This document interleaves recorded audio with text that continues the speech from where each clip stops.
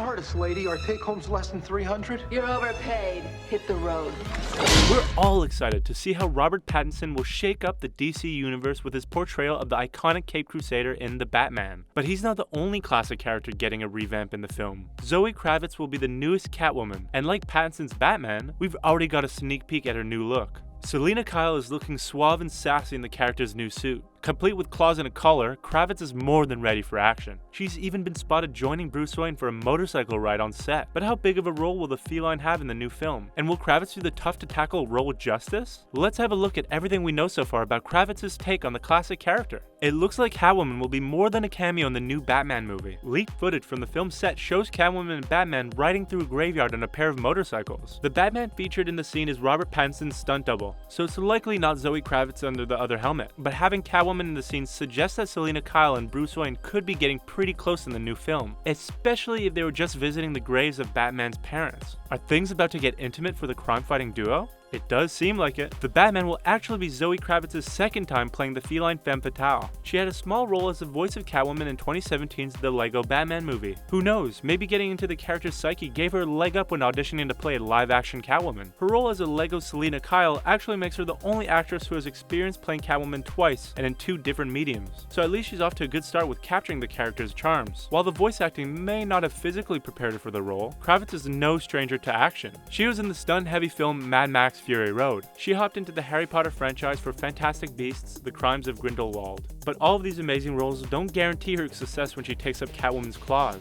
Does Zoe Kravitz really have what it takes to step into the character's shoes? Well, at least she's off to a good start. First impressions are important, and Zoe Kravitz has definitely impressed us with hers. A screen test was released featuring Kravitz in costume. She's got sick claws, a comic book accurate mask complete with a feline's signature ears, and of course a leather choker to really round out the look.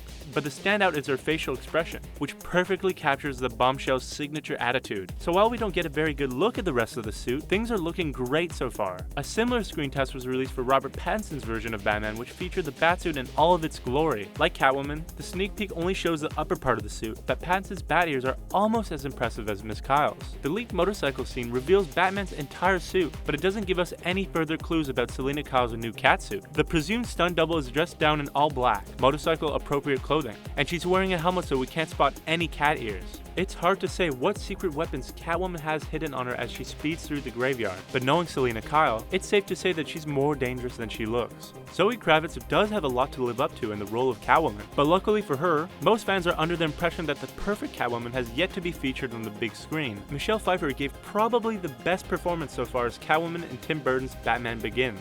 But with the questionable costume and plot, there's still a lot of room for improvement. The costume in particular was probably the most comic accurate, but wearing it was nowhere near fun for the actress. When she was asked about any advice she had for Kravitz in the new role, Pfeiffer told Good Morning America that while she's happy for Kravitz, she hopes the studio considers how the actress is going to go to the bathroom in that skin-tight suit. For Zoe's sake, we have to agree. The next version of the feline was brought to life by Halle Berry in 2004's Catwoman. It's a well-remembered portrayal, but not for the right reasons.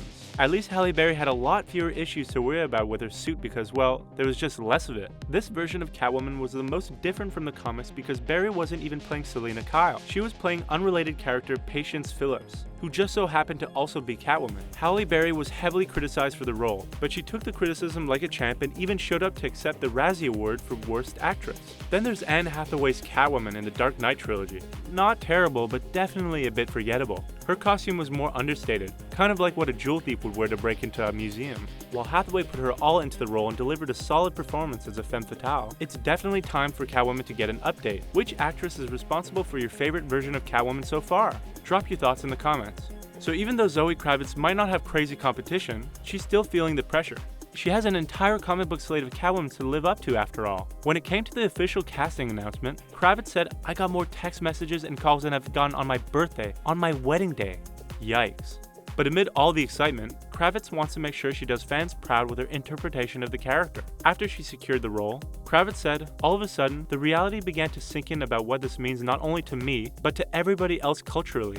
And the fans of this universe are so dedicated and opinionated. With the kind of mixed feedback DC films like Batman vs Superman have gotten, we don't blame Kravitz for being a bit hesitant to take on such an iconic role." Kravitz has also admitted she had a ton of filming ahead of her and that the movie is going to get pretty insane. There are small clues, but I'm pretty sure they point to Selina Kyle playing a major role in the new film. Matt Reeves wants to go back to basics with the Batman. The movie will portray the vigilante in only his second year of being the Caped Crusader. Reeves intends for the film to be a noir detective feature that showcases Bruce Wayne acclimating himself to his new role. This means that Batman might be taking on smaller cases than he has in other DC films. And he might need Catwoman to be his crime-fighting partner as he learns the ropes. Another clue that Selina Kyle will have a major role in the film is her test screening with Robert Pattinson. The actress had to do thorough testing with the actor to make sure their chemistry was on fire. And after the process, the actress has nothing but nice things to say about her co-star. I've never worked with him before, but we've been together for the last few weeks. I had to camera test with him, and now we've been training together and rehearsing together, and he's just a delightful person and such a wonderful, thoughtful actor. It sounds like they won't have any trouble getting into their scenes together. No word yet on how steamy those scenes might be, but we all know that Batman's relationship with Catwoman can get pretty complicated, so expect the unexpected.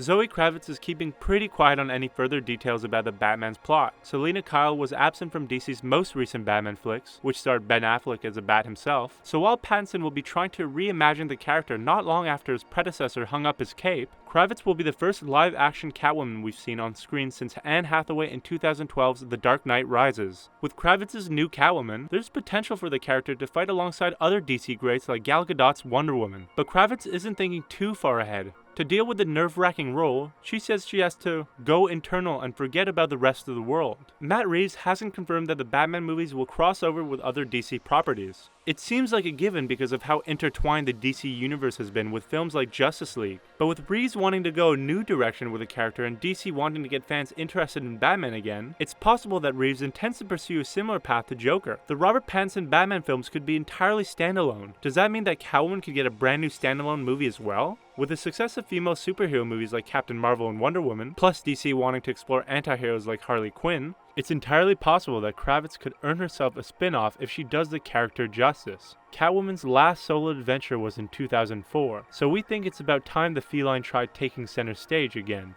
Catwoman also has the potential to star in a very dark film that explores her mental health and the trauma the character has overcome.